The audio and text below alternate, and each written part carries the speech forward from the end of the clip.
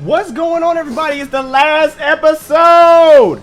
Last episode of Roze the Recapture just came out, and I got a lot to think about here. I'm not going to say all of the thoughts that I want to say right here. Instead, I'm going to break down the episode first, and then I'll give you guys like my thoughts on the series in whole. I might do a separate video on it, but let's get into the normal, you know what it is, man. Hit the thing, bring it in. Boom. So we start off. It's not gonna be a long video, guys, because it's I don't know how to describe it, but it doesn't feel like the action in this was prolonged. You know what I mean? Like, it seemed like they got to it pretty fast. But to be fair, that was kind of where they was at already. So the machines is still killing folks. Call me slow if you want. It took me till now to realize that the red mist coming out the top of the machines was the machines grinding people up and spitting them out the top of their head. So that's nuts to me. I saw them chase down a car, like a car with a couple in it. I was like, oh, that's so unfortunate. Meanwhile, Gino is, on the phone with the Black Knights. We need to fix all this. They tried to take out the Loki with torpedoes, like under the water. And they just was like kind of like brushing it off like it doesn't matter. And I don't understand. Like, they're so powerful. Like, they're the most ridiculously overpowered machines in Code Geass. Like, it makes no sense to me how powerful they are. It is crazy. But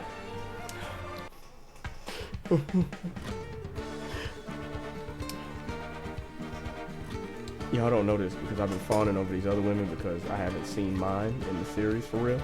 But that stops today. So, in a 15 minutes of fame moment, a 10-second cameo happened. We looking at this city, and I was watching it raw, so there's no, there was nothing to tell me what the city was. I didn't really care after I saw a little flash of light running across the building. I said, hold on, they didn't do that. And then the Gurren flies up from the bottom of the screen, and I said, "Oh my god!" It was like maybe they just showing that. Maybe that's it. You know what I'm saying? Nothing too crazy. And then she gets on the screen.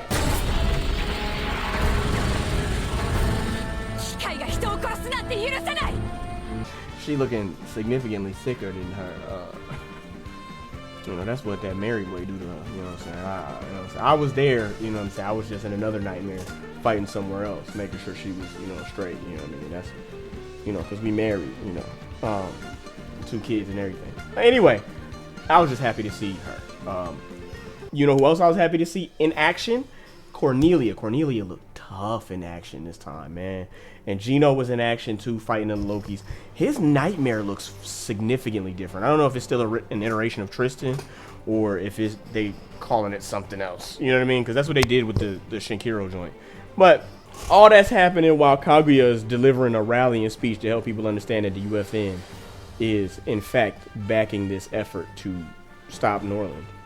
Because he's clearly become a risk to the safety of the masses, not just a particular set of people or country or anything like that. And so they had to take action. I think that was cool. I think that was a nice little spin, and it was a great use of all of your cameos. I appreciate that. What you should have did though was given my baby like a good 5-minute scene to show these niggas how you really should animate a nightmare fight. And if you would have messed it up, never mind, I'm glad they didn't do it, because if they'd have messed it up or made her look boring, I'd have been at your head. Alright. So we go back to Roze flying up and Ash flying down. Is really hilarious when you watch the juxtaposition that they have.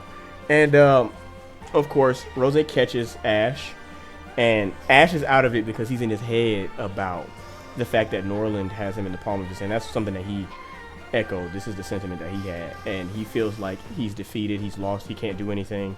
And Rose's like, I want to go up there. He's like, no, you can't beat this man by yourself. What's wrong with you? Right? So they land, and Roze starts to see the despair on Ash. And so Sakuya starts to kind of like try to console him in a way that is... I loved it. It kind of showed like her transparency and understanding all of the wrongs that she did and all of the things that she she fumbled over and messed up during her trek to trying to get revenge for her father and taking out Norland. You know what I mean? And even going as far as to hurt people that were initially planning on helping her, which is the point of Ash in the first place, right? And so she says to Ash, like, you helped me, let me, you know what I'm saying, let me lift you up this time, right? And so he kind of gets his resolve back a little bit, but then he says, I want you to put a Geass on me. And I thought that was the stupidest idea. Like, nigga, just team up. And she was like, I don't want to do that to you because you would have to live with my Geass for the rest of your life. And he was like, it's okay. And I didn't know why he said that at first, but the spoilers in this episode. If here we go. So she puts the Geass on him. She says that you will act as her knight for the rest of this, and you will defeat Norland no matter what the cost, right? So they say yeah, and as Kaguya is delivering the rest of her speech, the two nightmares become one. You know, we get the Ortesia again, which is amazing. And they fly up there to oppose the foul bout. And Norland is sitting up there with his same tired tricks. And Ash is like, hey, so he know my moves. So the beautiful Sakuya Sumeragi says, all right, bet. So this is what we're going to do. I'm going to give you attack patterns. And you're going to follow these instead of your normal ones. We need to figure out how many cannon joints he got. And so they do that. They start doing it. Ash is moving. He's literally got full control of the nightmare. They're flying around Norland in a pattern that she has planned. Even Norland notices, okay, the pattern of movement. Like, his movement is the same, but the choices he's making is different. He's having some help. Like, he's having a navigator or something. Shout out to Nami, my navigator. You know who you are. Anyway, so then they back up. Find out he got, I think, 10 little joints. Then they need to find out the amount of time in between, you know, shots, or how long he can do that for, something like that, or how many he can shoot at the same time. There was something that they needed to know. So they go back into attack mode again, and they do the same thing. They escape unscathed, and they get the information they need. And so now it's like, okay, this is what we're gonna do. We're gonna stall him out. After he shoots for 60 seconds straight, he can't shoot no more. So they do it. They go in. And what I liked about the episode was, instead of making it like a fake 60 seconds, they actually made it a real 60. Like, I counted 10 seconds every interval. And Ash would say, I forgot what the phrase was that he would say, but he said a phrase. And then not long after that, Sakuya is counting like 10, 20, 30. And up until the moment where he get in his face, and he didn't realize that he couldn't shoot, because he probably never even thought to test the capabilities of his machine to that degree, which I don't really realize why he wouldn't have thought of that, but whatever. So he go to he go to shoot him, and he can't, and you can see his visible frustration, and Ash gets behind him. Pause. And then they show when Nico got stabbed. Ash been waiting on this. Bro said, nah, bro, this for Nico. And he stabbed him. And it was like, this is anticlimactic. So Norland's dead. Not before obviously taking the head off of their nightmare in a feint attack. Everything was really cool. The fight was cool itself because when they first attacked, they got knocked out the air real fast. And I was like, oh, they're not going to win. Sakuya was all shook up. It was a lot, but they pulled it together. And, you know, so they got him. And the nightmare started falling, and then Ash's nightmare undocks. And she's like, what are you doing? He said, hey, you're not going to have enough energy to fly back. Right? And they have this really sentimental moment where Ash is saying, he ended it by saying,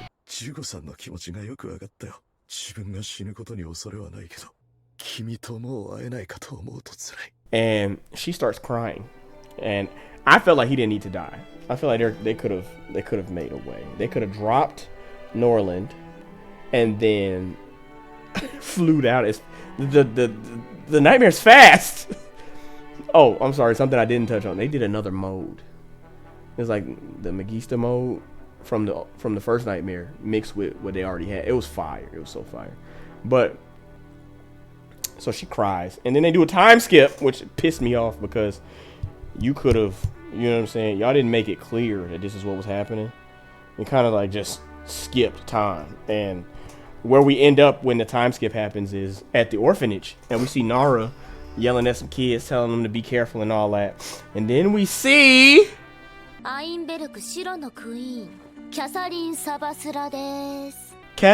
Sabadura des. She's like, hey, can I work here? You know what I'm saying? And I think that they did a disservice to her. Like, I felt like all the other people hated her character and thought that her character development was non-existent. I didn't think that. I think that she developed well throughout the series, and the only thing she needed was a nice bow and ribbon to tie it together at the end, and I feel like they did not do that. While I do think that it makes sense for her to have chosen the orphanage, I'm gonna tell you why.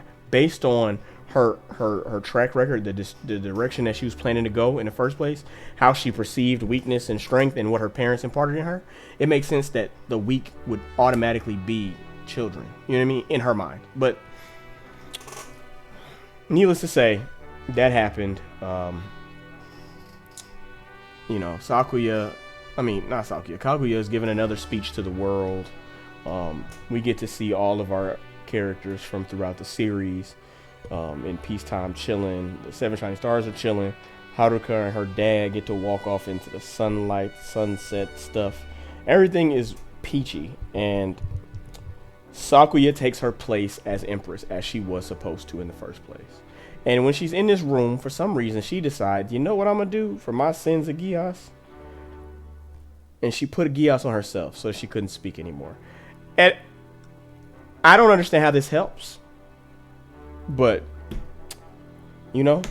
And so now she's presented as Empress to all the people. The credits roll, and then at the end of the credits, there's a scene with all the cafe girls. Natalia. I feel bad because I don't know the maid girl's name. Sakura, who has cut her hair so she doesn't look exactly like Sakuya anymore, and Sakuya, who is silent, and she's chilling with all of Ash's cats, and the cats is just there, and they're one big happy family. She speaks to us in her, well, to Ash in her head, and it's really reminiscent of C2 speaking at the end of R2, right, Lelouch? She said, right, Ash? You know, I thought it was cool. I don't think he should have died. He didn't have to die. They could have found a way. And so if you make sure he doesn't die, you give Norland something a little bit more interesting to do, besides float and then fight for a little bit and then die. I think we have the makings of a much better finale episode. But another thing that I didn't like, they didn't while Sakura was crying, I think that they should have shown a montage of Colin and the rest of the Black Knights and everybody else defeating the Loki around the world. I think they missed an opportunity with that. And like the backdrop of her crying, some music similar to to the original series, and then just a montage of them destroying things and Cornelius, stop the enemy! Ah! Like the whole rallying thing to juxtapose joy with her suffering. You know what I mean? I just think that would have been incredible. But let me know what you guys think of the episode. I should be back with my full thoughts on everything after this. I'll probably give it a rating and all that. But what did you guys think? Did you guys enjoy seeing Colin as much as I did? Let me know. This is Comics Corner. I'll see y'all in the next one.